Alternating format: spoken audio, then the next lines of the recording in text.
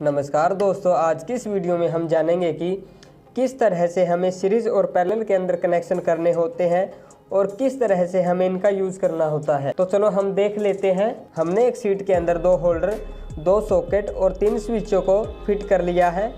दोस्तों, इस होल्डर और सॉकेट के अंदर हम सीरीज के अंदर कनेक्शन करेंगे और इस स्विच के साथ हम इन्हें कंट्रोल करेंगे और इस होल्डर को हम इस स्विच से कंट्रोल करेंगे लाइट के लिए और इस सॉकेट को हम इस स्विच से कंट्रोल करेंगे, यानी कि सीरीज के अंदर चेक करने के बाद उसे पैरेलल में चेक करेंगे।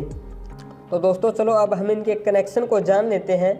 दोस्तों, कनेक्शन करने से पहले आप इसका डायग्राम बना सकते हैं। तो दोस्तों, इस प्रकार से आपको डायग्राम बनाना है। इस प्रकार से आपको कनेक्शन करने होते हैं। दोस्तों, हमने 2 होल्डर यानी हमारे 2 लैंप और 2 सॉकेट, 3 स्विच हमने इसके अंदर लगाए हुए हैं। इस सॉकेट में हमें सीरीज के अंदर कनेक्शन करना है इस लैंप के साथ और इस लैंप को हमें स्विच के साथ कंट्रोल करना है और ये सॉकेट हमारा इस स्विच से कंट्रोल करेंगे पैरेलल के लिए।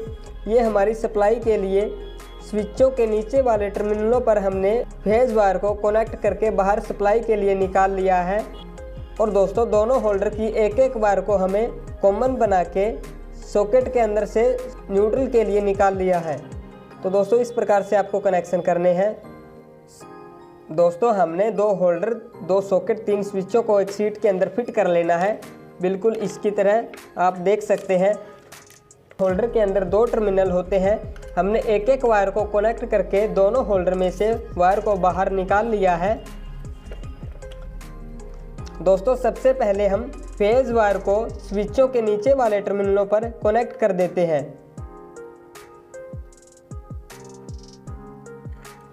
तो दोस्तों, हमने इस वायर को नीचे वाले टर्मिनलों पर कनेक्ट कर दिया है। अब हमें इस सॉकेट के इस वाले टर्मिनल और स्विच के इस वाले टर्मिनल पर इस वायर को कनेक्ट कर देना है।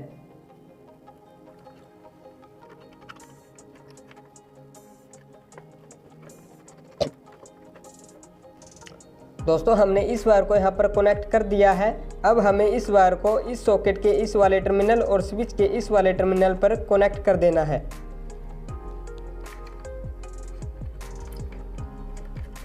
दोस्तों, हमने इस वायर को भी यहाँ पर कनेक्ट कर दिया है।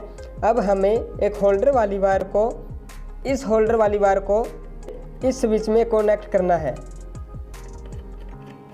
दोस्तों, हमने इस वायर को यहाँ पर कनेक्ट कर दिया है। दोस्तों, हमारी फेज वायरिंग कंप्लीट हो गई है। अब हम न्यूट्रल वायरिंग कर लेते हैं। न्यूट्रल के लिए हमें होल्डर की एक वायर को आपस में जोड़कर और सप्लाई वाली वायर को आपस में जोड़कर सॉकेट के अंदर कनेक्ट कर देना है।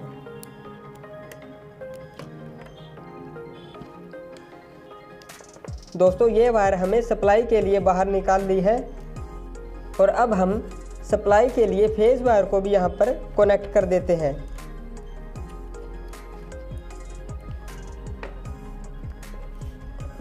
और दोस्तों, इस वायर को हमें इस सॉकेट के इस टर्मिनल पर कनेक्ट कर देना है जो हमारी सीरीज के लिए है। दोस्तों, हमारी फेज और न्यूट्रल वायरिंग कंप्लीट हो गई है। चलो अब हम इसे टेस्ट कर लेते हैं। तो दोस्तों, हमने बोर्ड को सप्लाई दे दी है। अब हम इसे टेस्ट कर लेते हैं। सबसे पहले हम टेस्ट लैंप से हमारी सप्लाई को चेक कर लेते हैं कि हमारी बोर्ड तक सप्लाई पहुंच गई या नहीं। दोस्तों, हमारी सप्लाई पहुंच गई है। अब हम सीरीज को भी चेक कर लेते हैं।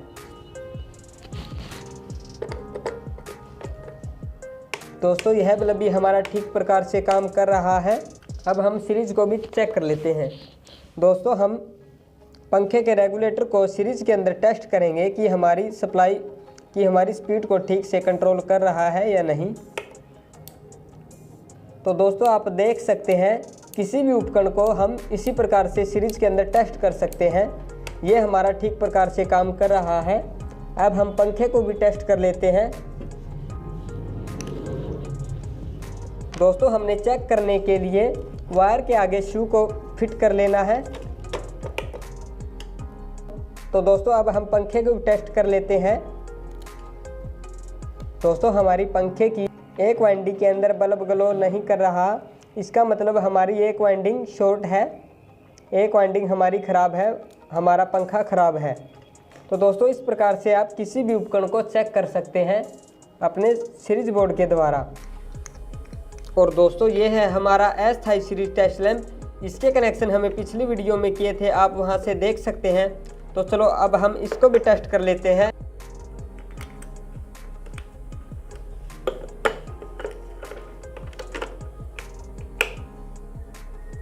तो किसी भी उपकरण को चेक करने के लिए या किसी मोटर की वाइंडिंग को चेक करने के लिए आप इसका इस प्रकार से यूज कर सकते हैं।